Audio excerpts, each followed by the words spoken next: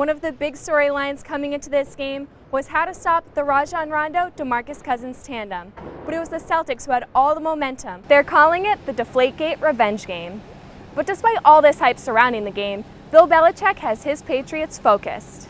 The men's basketball team lost their senior day game by just 1 point last Saturday, but one senior had plenty of reason to celebrate. It's senior night. Suffolk is hosting Riviera University, and the countdown is on. For one senior, he was on a special mission. The Red Sox finally have their ace.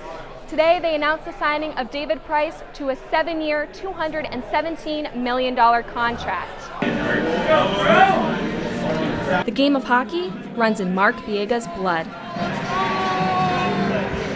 A Quebec native, a defensive standout for the Merrimack Warriors, ranks as the team's second highest scoring defenseman. Who does he thank for his advanced skills? His 3 older brothers.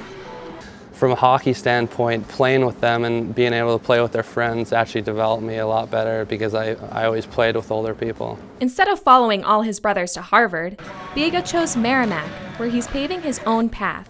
He's even the poster boy. I think for me, I just wanted something different, and rather than follow them throughout my whole life, I just wanted to do a different path for me. So obviously Harvard's a great school, but I think coming here has been a great move for me, and I really like it so far. Entering his second year with the Warriors, Biega aims to be a complete player, even if that means giving up his offensive game. Last year and the coming years, I've always been an offensive defenseman, but coming in college, I realized quickly that being more defensive is really key. So I think last year I did well offensively, but honing in on my defensive work will really help me excel in the next 3 years. Improve every day, but the main goal is to see the Merrimack Warriors on top of the leaderboard in Hockey East. For SU News, I'm Katie Martineau. The standings may indicate the New England Patriots are perfect, but the 7-0 Pats don't see it that way. There is always room for improvement.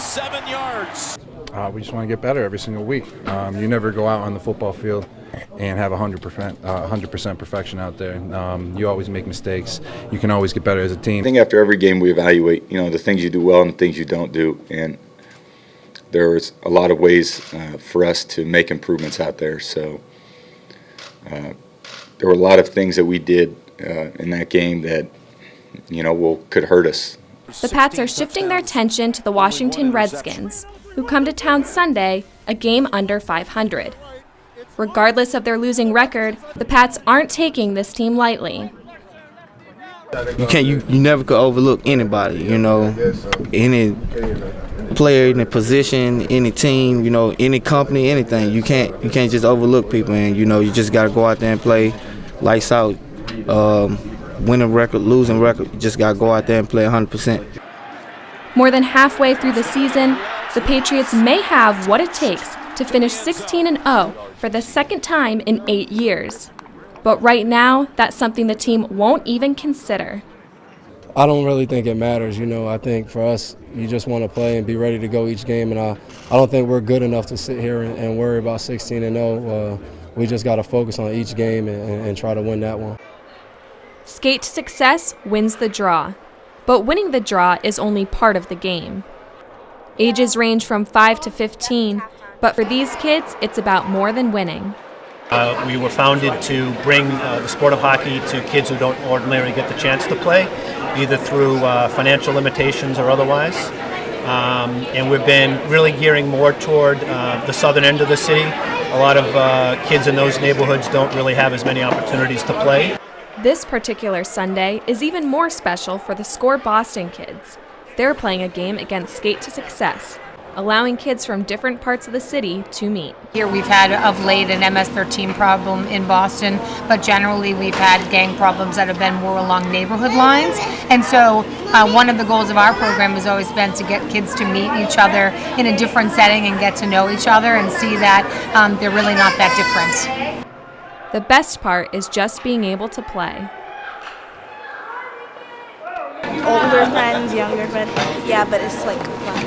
It's just nice to know everybody's here and all these people watching the game.